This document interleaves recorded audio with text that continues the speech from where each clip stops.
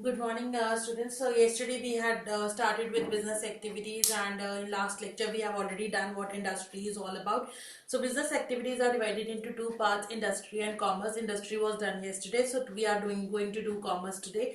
Commerce means all the activities that are related with exchange of goods from the seller to the customer, and all the services that help in that trading process is all included in commerce. So commerce is divided into two parts: trade and auxiliaries to trade. Now what does trade means? When you are doing business, we are going to earn profit by doing business by selling more and more goods to the customers. Now this exchange of goods from the seller to the customer, where the ownership is also transferred and the customer, they becomes the owner of the product and they pay you in return. This process is known as trade, because goods are exchanged in for money, and this is also known as sale because it relates to selling of goods in the market. Now trade is further divided into two parts: internal and external. Internal trade means when you are selling goods within the political boundaries of your own country, means you are not going and doing trade with other countries, then it is known as internal trade. Your name also, with names also you can recognize trade within the country is known as internal trade. So when you are selling goods, say from Punjab to Delhi or from Punjab to Haryana, both Punjab and Haryana, they belong to India, so that is known as internal trade. Internal trade is further divided into two parts: wholesale and retail. Now you must have seen early in the morning that various bread suppliers are selling breads. Their trucks are loaded with breads. They are coming to the retailers. So when a person buy in bulk from the manufacturer and sell it to the retailer, that's known as wholesale. A good quantity is purchased from the manufacturer directly, and instead of selling it to the customer, you are not selling it to the customer, but to whom you are selling it to the retailers. And retail trade is the trade when the retailer or the seller is directly selling their goods to the customer. That is known as retail trade. So retailer is in touch with customer, wholesaler is in touch with manufacturer and retailer. Then you have external trade, as we have already done. If you trade between, when a trade takes place between two countries, it is known as external trade. So external trade can be of two types: import and export. Import, so when you are buying goods from other country, it is known as import. But when you are selling goods to other country, it is known as export. Now for example, say the businessman was in need of a machinery, so he imported a machine from Japan. Now the machine has been purchased from Japan, so it is known as import. But if you are selling a machine to Japan, it is known as export. So internal means within the political boundaries of the country.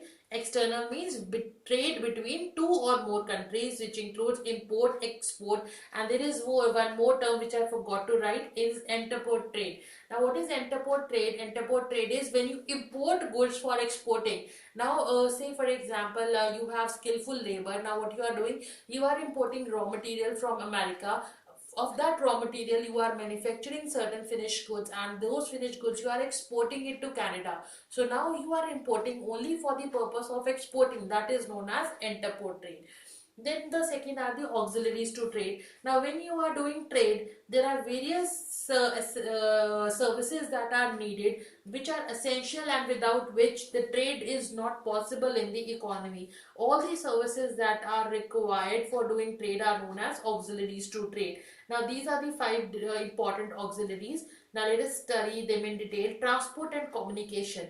Transport and communication, first of all, they remove the hindrance of place. Now you know, goods are produced at one place, but they are not consumed there. They are consumed at some other place. For example, tea is very common in Assam.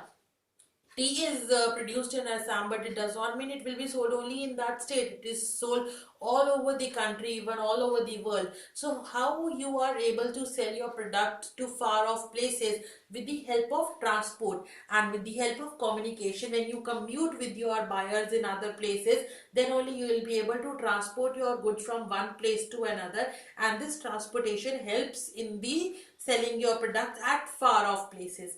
The second auxiliary is banking and finance. Banking and finance removes the hindrance of money or finance. Now you know that for doing business, each and every businessman need finance, and finance is the lifeblood of every business. We don't need it. We need it at all the point of time, at every stage. Now, whenever a businessman is in need of finance, say for purchasing raw material or for purchasing fixed assets or for meeting up any other requirement, he may need finance. So if his finance is in shortage, he might face a problem. But banks come to their rescue, and in case you are not having finance, these banks provides you loan. So banking sector and finance sector, they meet up the financial requirement of a business, and the finance hindrance is removed because you can take loans from bank. The third is the insurance sector. In characteristics of business, we had done that when you are doing business, risk is always present. Whether high risk is there or low risk, it depends on business to business. But there can be no risk, or risk cannot be avoided. But yes, you can reduce your risk by taking up an insurance policy. Now, what will happen if your goods are destroyed by fire? If you have not taken up any insurance policy, you will have to bear all the loss by yourself.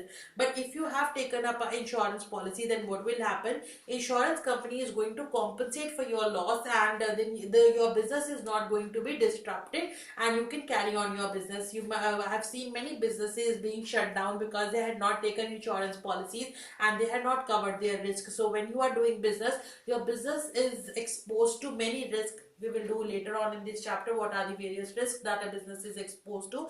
So this cannot be eliminated, but yes, with the help of insurance policy, you can reduce your risk because the claim can be received from the insurance company. Then the fourth is warehousing. Now when the goods are produced, then there is a time gap. You won't be able to sell your products as and when they are produced, because there is not 100% probability that there will be demand in the market. So the warehousing removes the hindrance of time. Till your goods are demanded in the market, they are properly stored in the warehouse so that they are not damaged, and they are carefully kept and preserved in warehouses till the goods are demanded in the market. So whenever there is any demand in the market and shortage in the market, then from the warehouse goods are supplied. So warehousing removes the hindrance of time. So till your goods are demanded in the market, they are stored in your warehouses. So warehousing removes the hindrance of time. Then the last auxiliary is advertising. You might be watching advertisements on television, on radios, everywhere, hoardings. Whenever you go outside, you see a lot of advertisement around the corner. Now, what is the objective of advertising? Objective of advertising is to remove the hindrance of knowledge. Now, ultimately, the main objective of every business is to find more and more number of customers. But how you are going to find more number of customers? With the help of advertising. By advertising, you will make, or you will provide them important information about the product that you are selling, about the quality of the product, about the feature of the product, about the uses of your product. So when a customer who does not know about your product, he will come to know about the price, he'll come to know about the uses, quality, and about the things, and how this product is going to change their life. Then ultimately they will be motivated to buy the product. So this hindrance of knowledge is removed with the help of advertising, which is very important these days. Even you might have seen that many businesses have flourished just on the heads of advertising only, which is very important. So this is all about commerce, trade, auxiliary to trade. Trade divided into two parts: internal, external. Auxiliaries, we have 5 different auxiliaries. To just understand this concept and make your notes in your notebooks. Thank you.